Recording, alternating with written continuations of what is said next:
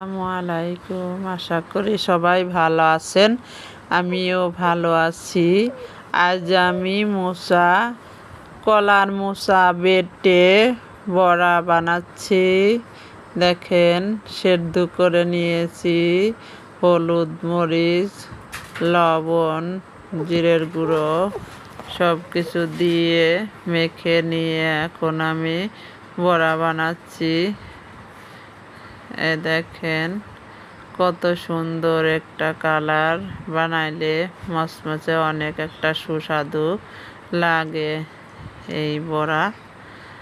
আপনারা কোনোদিন খেয়েছেন? যদি না খান তাহলে বানিয়ে একবার খেয়ে দেখবেন কেমন লাগে,